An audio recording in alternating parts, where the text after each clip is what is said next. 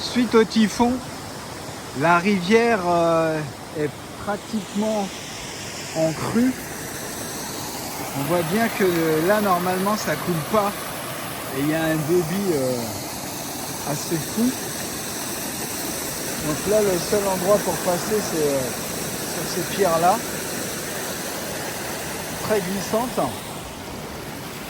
Et puis c'est pareil, normalement, ce coin-là de la rivière, il n'a pas d'eau. Et puis à tout moment, bien que la rivière soit large, on peut traverser en amont. Mais là, c'était impossible.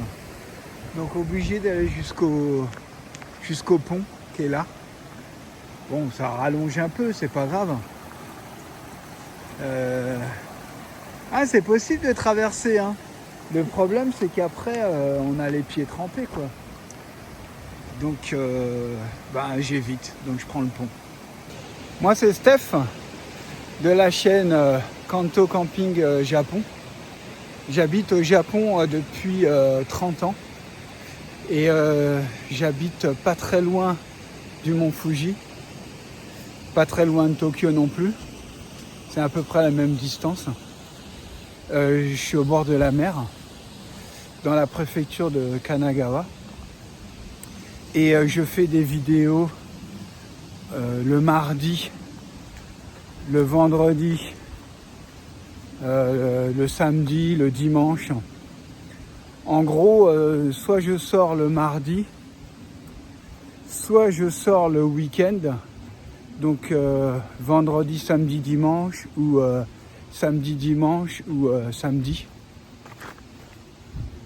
Et puis, donc les vidéos sont publiées en fonction des jours où je suis sorti. Donc soit le dimanche, soit le mardi. Là aujourd'hui, on va avoir une vidéo de récap du week-end dernier, pour parler du matériel que j'ai utilisé lorsque le typhon est passé samedi matin très tôt. Donc il a fallu que je rentre dans la nuit. Et puis, eh bien, ce qui n'a pas fonctionné en fait, essentiellement, c'est le tarp. Cette fois-ci, j'avais utilisé le tarp 3 mètres par 3 mètres de Didi Hammock. Bon, il a toujours très bien fonctionné. Peut-être que la dernière fois, j'avais pas remis assez de spray pour le renforcer.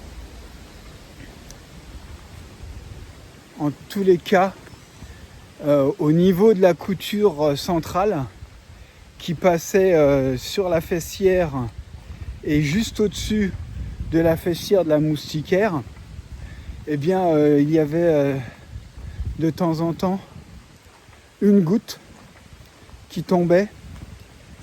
Alors évidemment, une goutte, c'est rien du tout.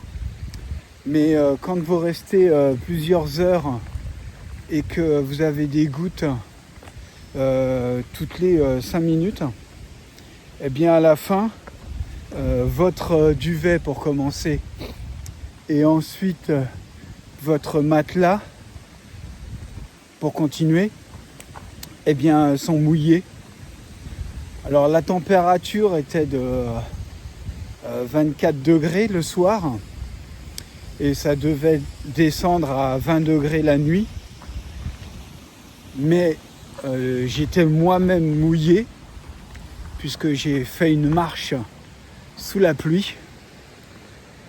Donc moi mouillé plus, on va dire, le couchage mouillé.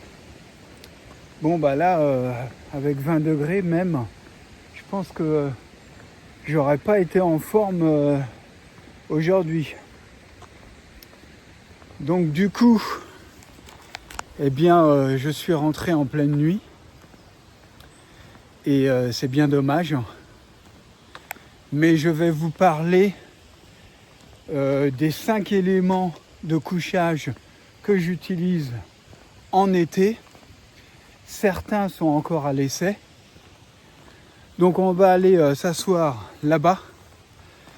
Je prends le déjeuner et puis ensuite je vous parle en détail du matériel. Donc ici nous avons un amas de pins rouges qui ont été coupés. Et là donc j'ai utilisé mon Leverman Wave pour couper cette branche ici. Et comme on le voit, eh bien elle est pleine de résine. Ça sent très très bon.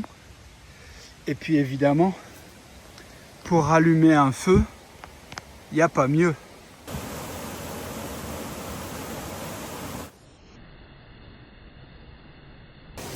Je me suis toujours demandé à quoi servait ce bout de bois, parce que le courant est toujours à sec, normalement. Eh bien aujourd'hui j'ai compris, il va me servir à traverser. Attention parce que ça glisse. Et bon, il y a 2 troncs. Ça fait longtemps qu'ils sont là. Ouais, ça glisse vraiment, hein.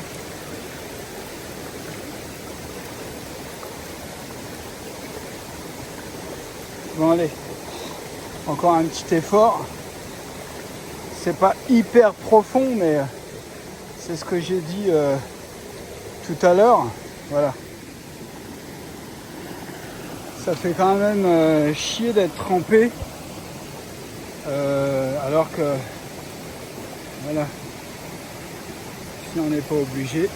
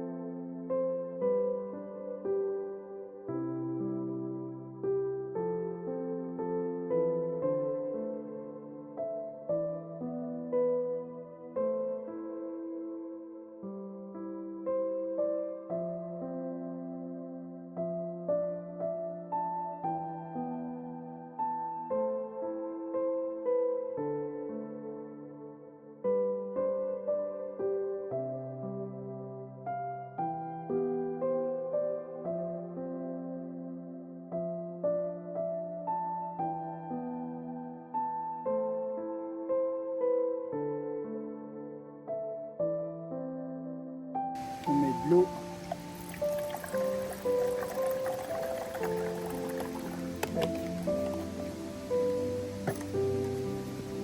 On sort le petit réchaud à gaz Soto, marque japonaise.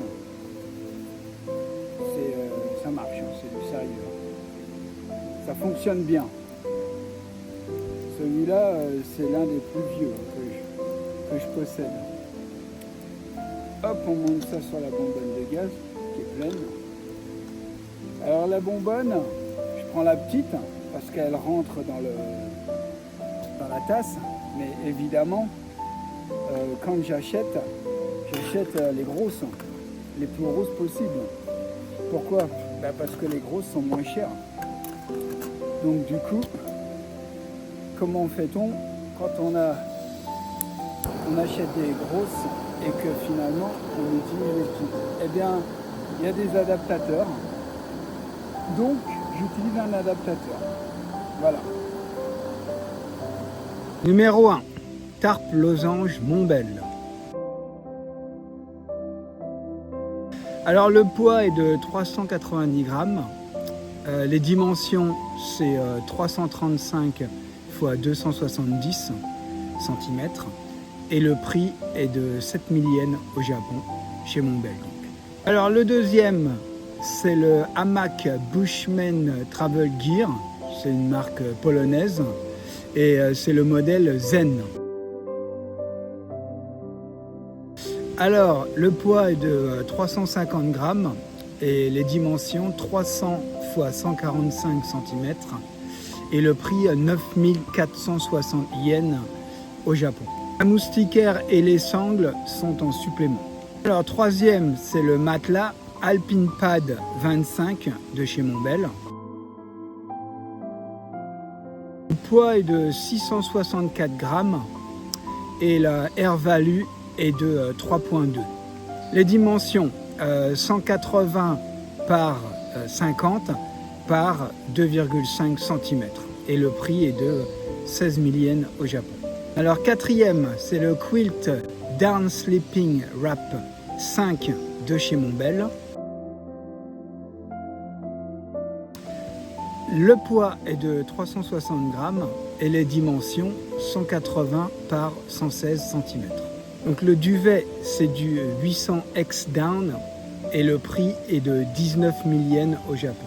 Alors le dernier, c'est l'oreiller Sea2 Summit Aero UL.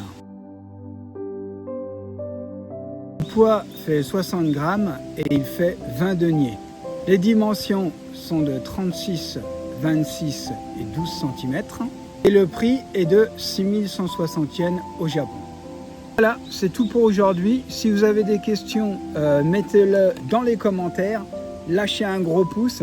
Pour ceux qui ne sont pas encore abonnés, et il y en a beaucoup, faites-le, ça aide la chaîne. L'objectif de cette année est d'atteindre les 1000 abonnés, alors allez-y à fond. Et puis mettez les notifications en marche parce que je fais une vidéo par semaine. Voilà, ciao!